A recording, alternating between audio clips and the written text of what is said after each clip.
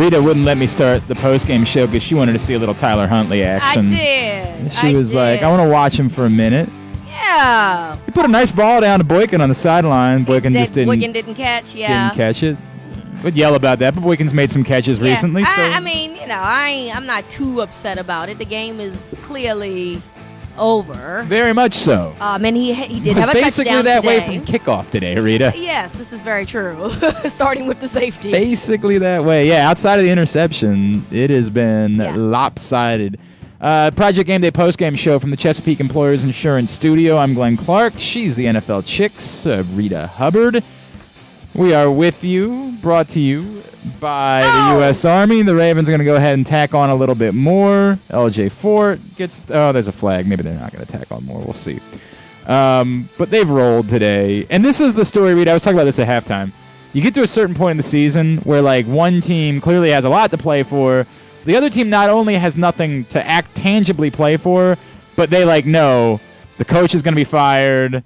The quarterback's not even on the team that's going to be here next. There's just nothing that has them engaged in what's going on. And people try to say things like, well, guys are playing for their jobs. Well, they kind of realize, like, it doesn't matter.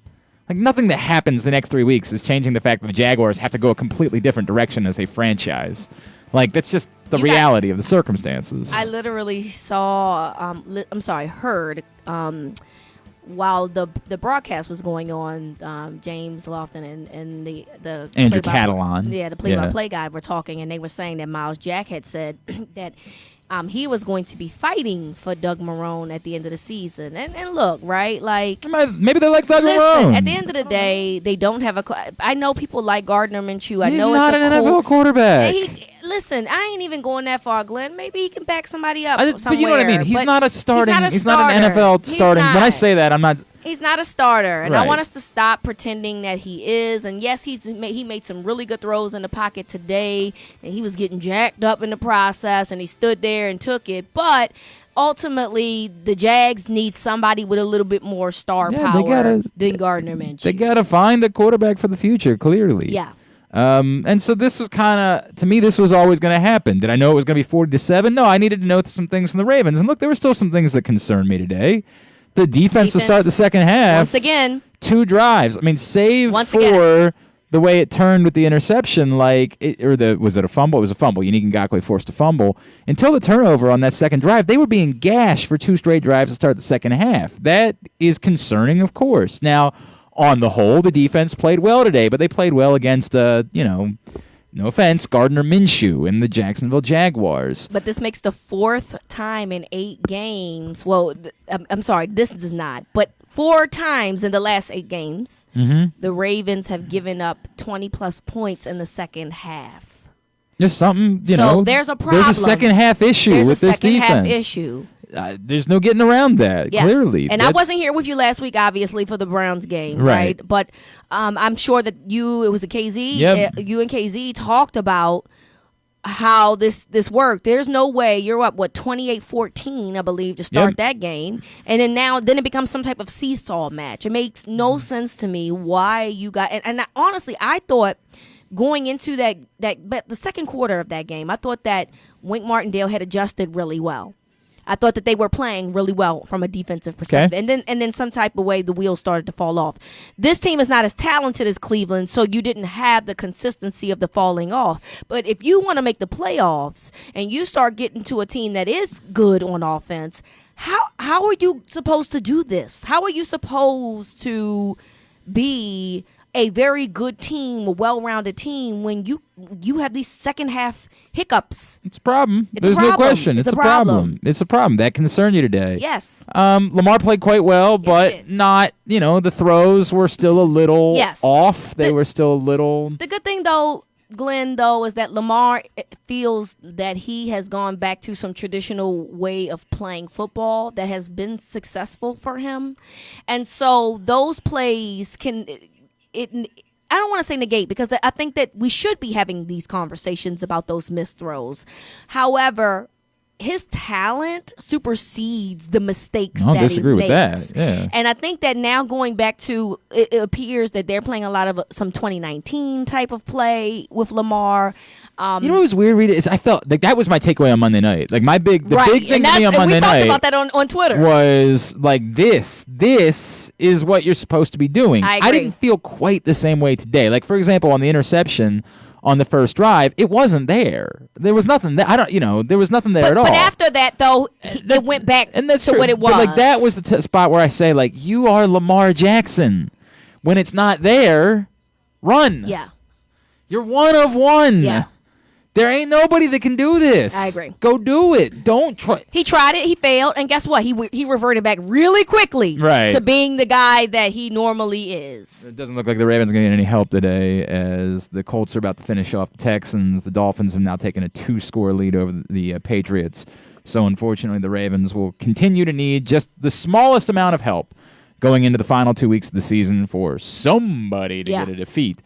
Before this is all said and over, the Colts, the Dolphins. The Dolphins have a couple of tricky games left. They got the Raiders and the Bills. Now, obviously, we won't know how much the Bills are invested. The Raiders will still be fighting. The Bills will not.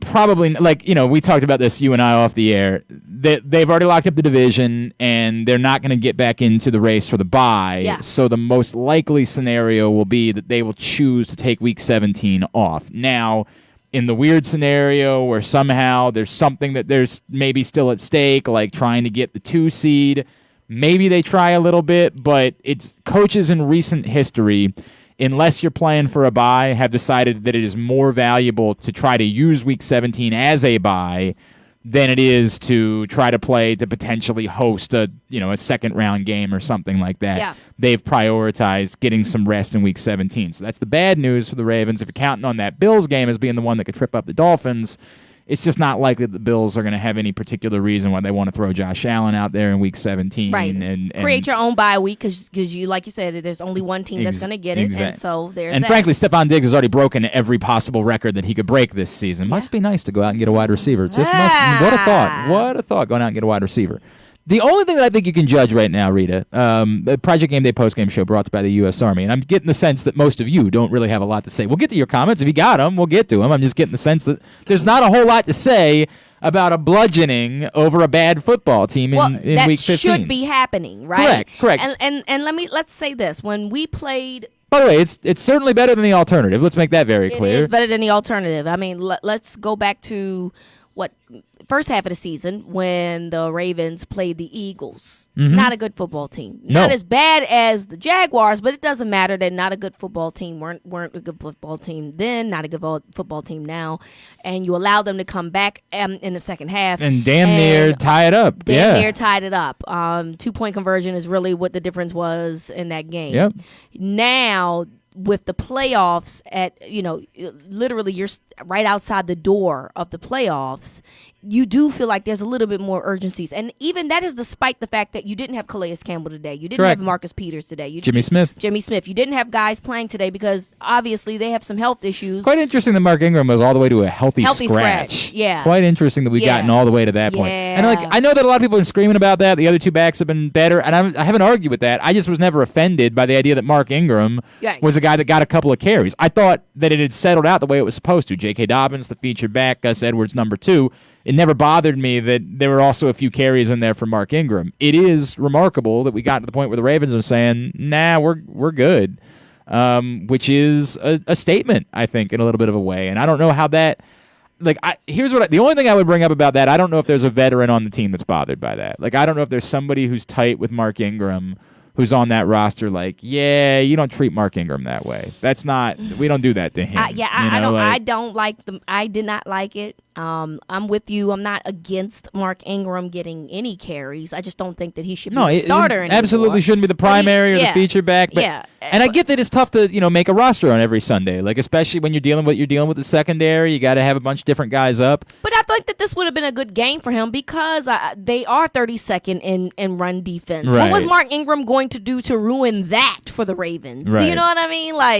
I think a lot of people would say, well, if he's your third back and you didn't need him, then why wouldn't you make him inactive? To me, it's not about I'm not personally offended by it at all because I don't care.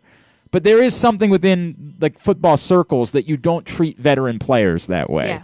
Like, veteran players don't get healthy scratches. If you're going to make somebody a healthy scratch, you just go ahead and release them and let them sign somewhere else if they have an opportunity to play. I think that we knew that from the beginning of the end of the draft, when J.K. Dobbins was drafted.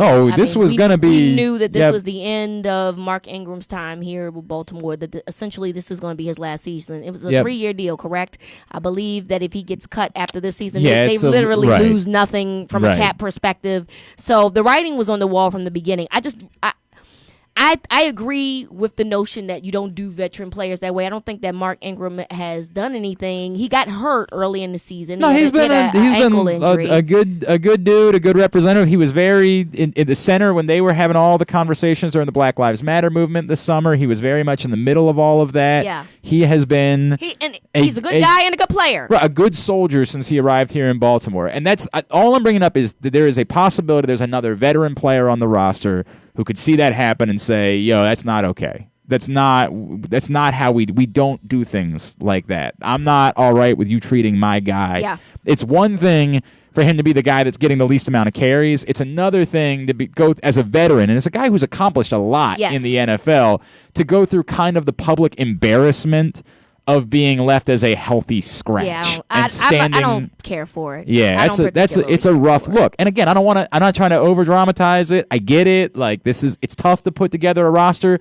And the problem for guys, if you're not a starter and you don't have a special teams role, that's it. That's where you Especially are. on this team. Yeah. But like at that point, if he's going to be a healthy scratch, and I mean this, like you have to have that conversation with him where you say, Mark, this is where we're at. You're going to be a healthy scratch. Do you want to be here? The other option is we can release you if there's somewhere else that would give you the opportunity to play. Like, that's what veterans would ask you to show them that type of deference. And look, we don't know if that's happened, right? We don't know if that conversation has 100% happened. Fair, right? I would hope. Also, by the way, it's possible it did, and Mark Ingram said, no, this is my team. These are my guys. And like, what happens if JK gets hurt? Yep. There's a part week. of that too, right? Like if you've seen the behind the scenes from last week's game, he was still the biggest cheerleader of this football team. He still has one of the motivators of this football team. So it's very possible that conversation happened, and then he was like, "No, I still want to ride this out until the end because I came here wanting to play for a championship, and I believe that I'll still have the opportunity to participate." 100%. It's totally plausible that's the way that everything went. It just is weird how it happened today. It's just sort of a weird thing that I think is deserving of a small amount of conversation or day where the Ravens are literally winning a football game 40-14 and there's not a whole lot else to talk about. Really, is the idea 14 that garbage points. You just typically don't treat veteran players that way. You typically show them a little bit more deference than making them a healthy scratch. Yeah. It is a really... There's not a whole lot that's worse for a veteran NFL player than to have to stand there in your street clothes when you're completely healthy and ready to go on a Sunday. That's a tough thing for a veteran player and a guy who's done nothing wrong. Yep. Let's make that very... It's one thing if like you just stink. He got hurt at this point. And that literally is what happened. Right, and these other two dudes are killing it. You know what I mean? Like, that sounds familiar. It happens. It's a familiar story. It happens. We learned last year. Right, it happens. Like this is the way the league goes, but it's just a tough look and a tough feel for a veteran player to be treated that way. Project Game Day post-game show after the Ravens roll today over the Jaguars. This is also brought to you by M&T Bank. M&T Bank is giving you the chance to show off your fandom and your Ravens swag and test your Ravens trivia knowledge in the M&T Bank Hunt for Purple scavenger hunt. Visit huntforpurple.com for the opportunity to win some awesome prizes. I believe this week is Trivia Week. I'm going to play that at some point during the show. Speaking of which, Rita, I'm going to give away my topic for tomorrow on the program. I want to know, and I've tried to ask this a few ways. The Ravens now have won 3 in a row. We all believe they're going to win 5 in a row, right? Like we all are of the belief that they're going to take care of business against the Giants and again against the Bengals. Do you feel like the Ravens are trending towards a place where going into the postseason, provided they make it, right, you believe they can be a viable Super Bowl contender again? Yes. Okay? Talk to me about it. This season is, well, not this season, but just the past few weeks and how it's played out seems very reminiscent to me of 2012, particularly that 4th and 29 play and the Browns game. which we all make the jokes about the pool game, but him literally coming out. It's one of the most dramatic moments in Ravens history. Him coming out of the locker room, throwing a touchdown that they so needed at that moment. The season was on the line in that moment. Well, so the season was on the line in 2012 as well. I always here's the parallels here, Glenn, because 2011 was a better team to me. 2012 had a lot of issues. It's insane. But momentum, coaching, and the players' ability to push through, in my opinion, were reasons why the Ravens won the Super Bowl. 2019, we obviously know, was a way better team than 2020, right? Not arguing. Did not capitalize off of that. 2020 isn't as talented, same thing, right? But they had a moment that they had to arise from, and they did just that. So, if somehow the Ravens find a way to insert themselves in the playoffs, whether, Miami or Indianapolis finds a way to get out of this, I think that they are a very dangerous football team if they're healthy, particularly on defense.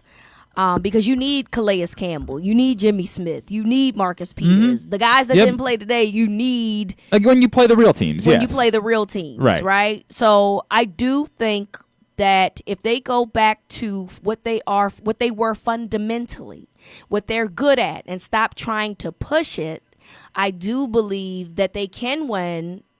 Number one, a playoff game, and that they can immediately become a problem for the other teams. Well, you immediately salivate over the idea of another Steelers game, right? That needs to happen. You're telling me, if somehow the Steelers are the 2 seed, you're dying to be the 7 seed. You have no interest in being the 6 and facing Buffalo in the first week. You're desperately looking for. Not saying that you couldn't beat them, but because Buffalo got defensive problems. And look, you'd far rather play Pittsburgh than Buffalo. This is why I think that they would be a problem, because the teams that are the teams that appear to make the playoffs got issues on defense. Buffalo has an issue on defense. Indianapolis, Tennessee. Well, Tennessee definitely has issues on defense. Stands out. Whether you look, the Steelers defense, however you view them, it doesn't matter. The Ravens have exposed them not once but twice. I think the way that I would say it, Rita, when I think about this question, I'm going to talk about this. This is probably going to be what my column is going to be about this week at PressBoxOnline.com. As much as anybody is a threat. When we identified the biggest difference between what you're talking about was in 2012, there wasn't a Kansas City Chiefs, right? There was no Patrick Mahomes waiting for you. There was New England wasn't there? They were there, but that wasn't this. They were a dynasty already, Glenn. That was still before they had won the next couple of Super Bowls. They literally had won 3 prior, and they had a 2007 perfect season. That was 5 years before that. That was 5 years before that. Me and you're not going to agree on that, because New England was completely dominant still. They were the best team in the conference. There's no doubt about that. But it's not comparable to Patrick effing Mahomes and that Chiefs offense, which scores them doing different things, fine. But that team was still very dominant because they had a Hall of Fame coach and a Hall of Fame quarterback, flat out. Nobody's debating that. I'm saying that what they did at that point made them more beatable in general, because it wasn't just we're going to go out and do things at will. The Kansas City Chiefs go out and do whatever they want to do at will. At will, they go out and do it. We are overly praising teams for their ability to just be competitive with the Kansas City Chiefs, because we think they are such an overwhelming sort of monarch when it comes to the way that they're playing football at the moment. Not to say they're unbeatable. Because they barely beat they barely beat Denver. They did 100%. Lose to the Raiders, and they didn't look all that impressive against Miami either. I'm not trying to trying to rewrite history. I'm not trying to rewrite history and say that they haven't.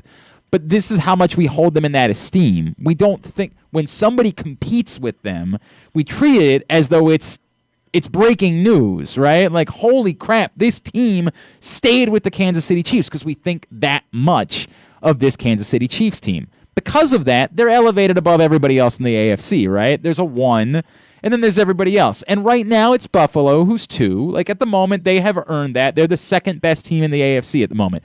Doesn't mean that they're not beatable. Doesn't mean that they don't have problems. They can't run the ball for at all. They don't even try to run the ball because they know they can't run the ball. But they're clearly the number 2 team in the AFC at the moment. I'm fine with that. I think what you're saying and the way that I feel is that outside of that, none of these other teams appear to be all that great. You got a bunch of other, And again, we can sit here and talk about how the Chiefs have shown some weaknesses. Yes, they're the strongest team in the National Football League. It's tougher for me to make that argument specifically because the Ravens the last 2 times have gotten their brains beat in, right? Well, I want to disagree with that. Week 2 or 3, when this happened, the second half, the defense did very well. The offense just decided that they didn't want to show up.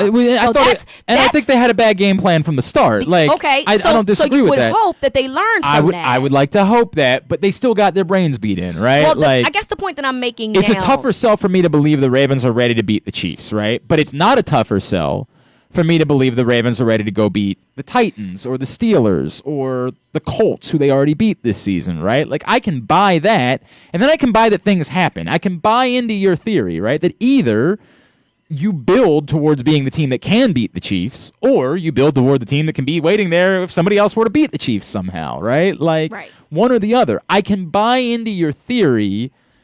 It has to require, for me, I kind of have to see you do it against somebody good in the postseason, right? I need to see that.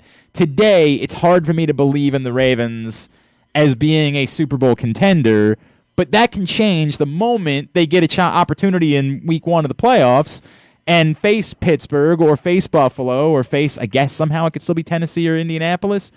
I mean, Indianapolis maybe not. It wouldn't do quite as much for me because it's so hard for me to envision a scenario where they're a Super Bowl but you go beat one of those teams on the road in week 1 and all of a sudden I'm in, right? I think that they have the capability to be I stand by the fact that I think that if Lamar plays the second Steelers game, and yes, I know Lamar played horribly the first game. I'm very well aware of that. But I think that if they play that game, if he plays in that game, if they didn't have the situation with the COVID, I think that they win that game. I don't think that it does help that this is a team that's in your division. You know them very well. Yep.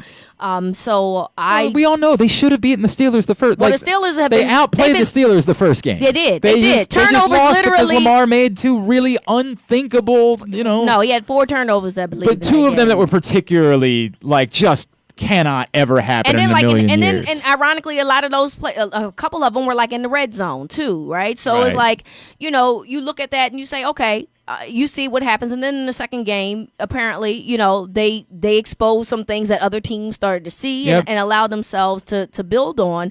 But I think a lot of us have said this all year that we just believe that although their record says that they are this team, we don't visually see them to be what their record displays them. I think they're at best the 4th best team in the AFC. I agree with that. Right? I agree with that. At best, and I can make an argument they're not even that, right? Agree with that. But there's no world. I mean, we saw a week ago they went up against Buffalo, and while it took a little bit, Buffalo made it very clear there is a separation between those 2 teams.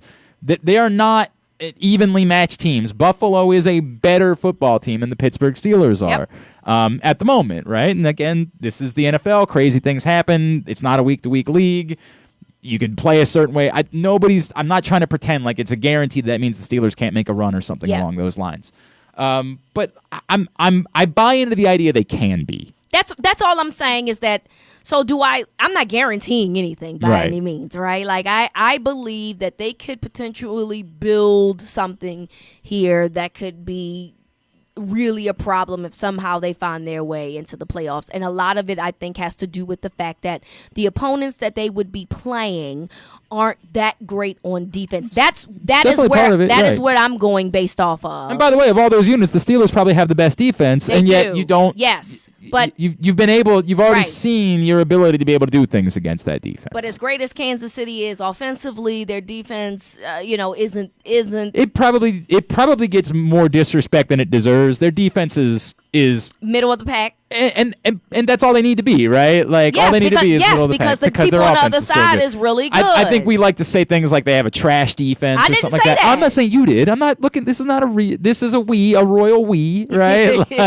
I'm just simply saying that the guys that they would be playing aren't upper echelon defenses. That's just all the point that I'm trying to make here. Right. So that within itself, and the fact that the Ravens, I believe, have scored more than 30 points the last 4 weeks, gives them a potential advantage in 3 that weeks. regard. Is it 3? 3. Well, today makes 4. No, right? because it's Jacksonville, Cleveland, and Dallas. You can't include the week before that was the Pittsburgh. Oh yeah. game. All right. Yeah. 3 weeks in a row. Yep. So let's say that trend continues, and they continue to trend up from a scoring perspective. Well, at the very least, it means that you're able to stay in the game.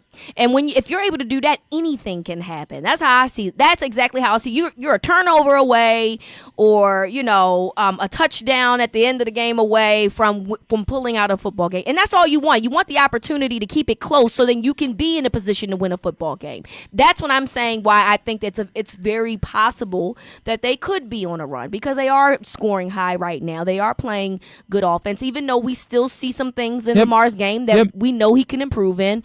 They're still finding ways to score points, and they've reminded us they can run the ball. Yes. They can run the ball. They can do it. Yeah. If they choose to do it, they can do it. Just they should choose to do it a lot. Right. That's the way it should be. You're kind of good at it. Yeah, really good at it. Except I hate that outside stuff, right? And they I know. They was doing it again. They did it. You know what? I thought of you immediately. There was one play in particular. They tried to get him. Yep, I thought of you immediately. Daryl, still we're down so many players though. We need all the players that might make a difference. And then Rita said that, like that. You're right, Daryl. Of course, they've got to get. If this team can both be playing well and getting healthy as they can be. We're hoping that Tyree Phillips, first of all, I hope he doesn't actually have a concussion, but if he does, you hope that's something that doesn't linger a little bit. You don't want to keep playing musical chairs in the offensive line as you've had to done since both Phillips and Stanley went down. Obviously, you got Phillips back. Stanley, you're not getting back. You've had to go through a lot. You don't have a second tight end. That's a really... Yeah, who's the Tomlinson man? Who's that? It's some guy, you know what I mean? Like, I don't think he's related to LaDainian. I don't think so. I don't think there's Luke a relation Wilson ain't there. Here no more. Oh, he's gone. But you don't have a second tight end on the roster. Right. That's a little I'm worried about that. But yet they've been able to run the ball without it. And our biggest concern to start the season was their inability to run the ball when they didn't have 3 tight ends. Today they didn't have 2 tight ends, and they were still largely able to run the ball. That's a positive. I know we real hard on G. Roman a lot of times, but the last couple weeks his run schemes have been very good, and I think we have to give people their flowers they deserve. Yeah, that's fair. Look, I still have some questions about certain things, but I'm just saying. I'm with you. I'm just saying the past couple weeks his run schemes have been very good, and particularly considering the circumstances, considering what you're working with. Yeah, 100%. So I am just. I'm going to give him his props on that. No, you're not wrong to. You're not wrong to in any way. All right, I want to get more of your guys' thoughts about that. Do you buy into the idea that the Ravens could be trending towards being a Super Bowl contender again? We all thought they were when the season began, and then everything just went to hell.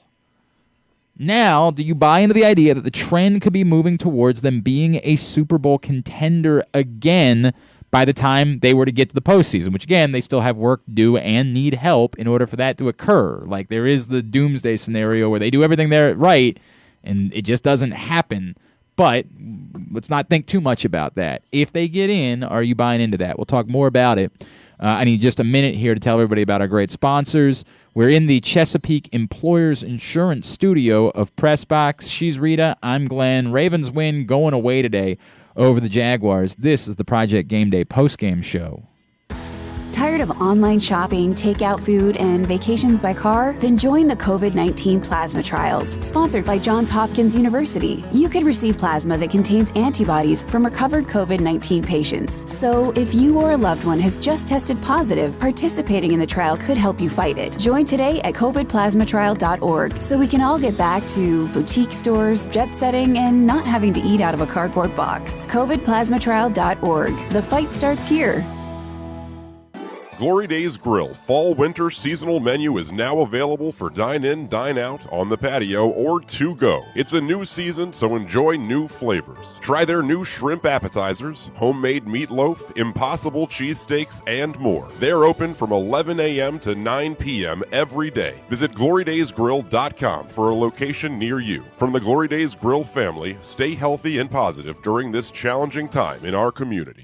Looking to get one up on the competition? Supercharge your computer skills. CCBC has classes at all levels from beginner to expert coder. Explore Microsoft Office, gaming, or even ethical hacker. Maybe hardware is your gig. Become A+ certified. All tuition free if you qualify. Call 443-840-4700 or visit ccbcmd.edu/quickreg. With Wise Market's lowest price guarantee, we guarantee the lowest price in the area. If a local competitor advertises any of our tagged lowest price guarantee items at a lower price, we'll give you double the difference with purchase. Eat better, spend less, that's Wise.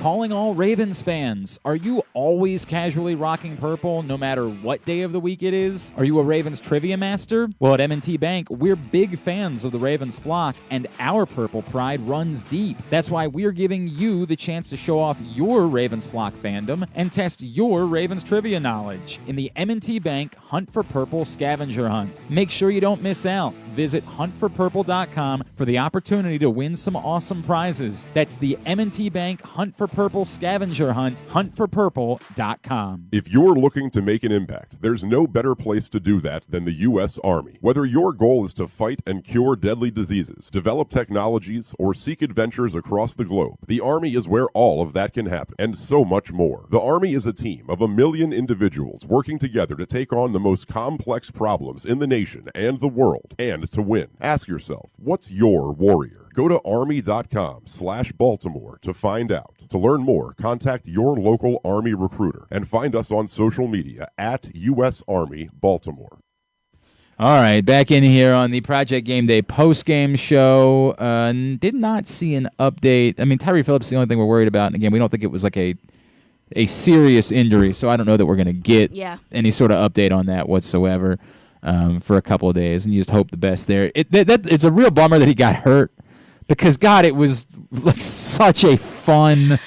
I was just the craziest play. I was like, what is happening right now? It just happened so fast. Why would he, like, all I want to be able to do is just enjoy that for a little while. We love the linemen. We were wilding in the studio. We were losing our damn minds. And then, of course, he had to go and get hurt, so you had to, it's like sucked the joy out of the moment. Because I'm too busy still laughing. They're like, oh, he's still down. I'm like, oh, it's not funny no more. Right. You know? A couple things people wanted to know about. What'd you think about Gus Edwards running deep? Should they be throwing him the ball more often? Hey, man, I was like, give Gus the ball. I mean, that was wild. It was what you and I were talking about. The only disappointment, J.K. Dobbins is so good. Yep. The only disappointment is that in no way is he involved as a pass catcher, right? And as I said, they threw the ball to him 2 times a game during his college career. It was not a significant part of what he did. Does that mean he can't do it? No, I don't know. After the draft, I tried talking to a ton of people about it, and they were like, yeah, we just don't really know. Like, we've seen him do it a little bit. It's just not a significant part of his game as being a pass catcher. It's the one thing right now that's like the difference between him being good and being otherworldly special, right? Like, unless you're Derrick Henry, unless you're that type of back, to be a great back in the NFL at this point, you've got to be the type that can split out wide, be a pass catcher that can be deceptive in the way that you're being used. That's the biggest thing, and I just don't know. I don't know because we haven't seen it from J.K. Dobbins. Now, everything about his athleticism would tell you he sure as hell should be capable of being that guy, right? Like, he checks every box other than you actually seeing him do it. It's the only thing that's sort of missing when it comes to J.K. Dobbins. But damn, man, Gus Edwards racing downfield. I think it was Tori that tweeted a couple of days ago about Gus, about how, somebody should be picking him up. He did. I saw that tweet. Give him a lot just of sort money, of saying like he should be a featured back somewhere. Yeah. And first of all, he's going to be a restricted free agent. So So give up that second. Yeah, I mean, give up that second if you really want. No, I think the Ravens will prioritize. But that's what I was getting ready to say. I was getting ready to say it appears that after the season, Ingram is probably going to be gone. Yep. There is no reason why the Ravens should allow Gus Edwards to be on the market to do anything. No, I don't. I think that they value what it is that he brings. Absolutely, I absolutely believe that they think that he is important. And look, there are games where you would say this should just kind of be a Gus game, right? Like, no offense, J.K. Dobbins is really good, but this is just working. This is working. Yep. Don't go away from it. Yep. And if Gus Edwards has more to offer as a pass catcher, right? Hey, like, take it. My God, man, like we maybe have disrespected Gus Edwards, right? Like, in just because we've always said the same thing. He's really good at running forward and holding on to that's what we say about Gus Edwards. He does two things. He runs forward, he holds on to the football, right? Like, that's what we've known Gus Edwards to be. And we haven't said it in a negative way. We haven't said it to the detriment of other things he might be capable of doing. It's just all he's ever done. Run forward, run hard, hold on to the football. If there's another aspect to his game that we just haven't been able to see because it's not how they've been using him, right? Let's see it, man. Like, by all means, I'm living for some more Gus Edwards. Let's open it up. Dude has been nothing but a hell of a football player since he arrived, moment one. So I'm living for a little more Gus. Do you want to bring up the fact that Marlon Humphrey struggled again today? That's from Dan.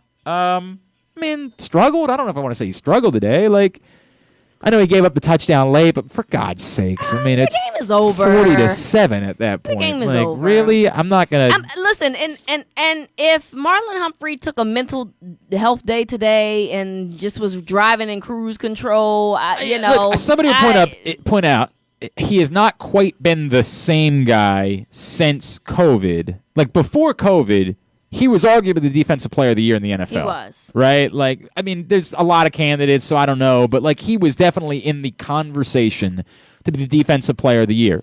We've still seen the punch post-COVID. Absolutely. Like, obviously, on Monday night, we saw a lot of the punch. But we haven't seen the same guy downfield that we were seeing pre-COVID. So I'll acknowledge that. Like, it's not a problem. I'm not worried about Marlon Humphrey. He was playing at such an insanely high level that even not quite being at that level is still pretty effing good. I agree. I'm not worried about Marlon Humphrey. I'm just not. I'm not worried about Marlon Humphrey. There's things I'm worried about. And also, like, I'm worried about getting the guys on the field that haven't been on the field. There's things I'm genuinely worried about. Marlon Humphrey's not among them. Yeah. Like, not in any way. And from, oh man, I already lost it. I'm sorry. I had another one that I was going to get to. All right, back to Daryl. I believe we only if they get healthy, then I believe we can make a run, especially on the defensive side of the ball. Yeah, I mean, that's we're in agreement. And you would hope that they find a way to come at the right time to do that. And I don't know if those guys need to be off for another week or whatever. I mean, luckily for them, the schedule is soft, so they could, but I don't want to use soft like too loosely because the Giants still are contending for. It might be better NFC without East Daniel Jones than they were with him. They might be better off to be playing Colt McCoy. Oddly, seems like a weird world, right? Like, what a weird world. Colt McCoy to me is a smart football player. He's a gamer, like he's not particularly good, but he's.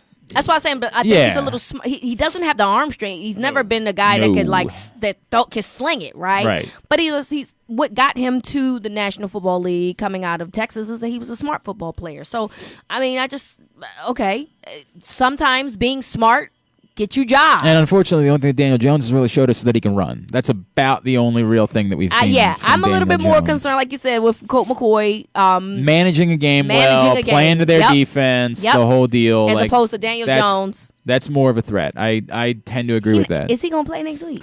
I mean, I would like Daniel Jones to play. I'm with you. I would prefer for Daniel Jones to be playing. We will see how that plays out this week. Project Game Day postgame show from the Chesapeake Employers Insurance Studio, also brought to you by Wise Markets. So that's next Sunday, Ravens Giants. Rita's going to be back here with me for Project Game Day next Sunday. In the meantime, Merry Christmas. Merry Christmas. Have a wonderful. I know it sucks. I know. It's just a terrible, terrible, terrible year for everything. To be honest, I am used to being alone, and I'm used to seeing my parents, and that essentially is it. So, wow, I know you guys, whatever you decide to do, I don't do anything. I don't go anywhere. I've just become Your son spend Christmas with you? He doesn't live with me. He's grown. Yeah. I have a grown up as a son. But does he come see you for Christmas? He'll stop by. Right? All right. So that's not so bad. I'm just the dinners and all of that other stuff. Obviously, we can't do those things, but ultimately, I'm just like, I'm already like looking for like, please 2021 be better. So by all means, but enjoy it as much as you can. So enjoy it in Christmas as much as you possibly be safe. Can. Yes. The whole deal. We're gonna have a short week this week. I'm gonna be with you Monday, Tuesday, Wednesday of this week. Then we're gonna take a couple days off to spend some time with our families as well on Glenn Clark Radio. Of course, the Gridiron Gals podcast. Yes. And at the NFL Chick on Twitter is where you find Rita.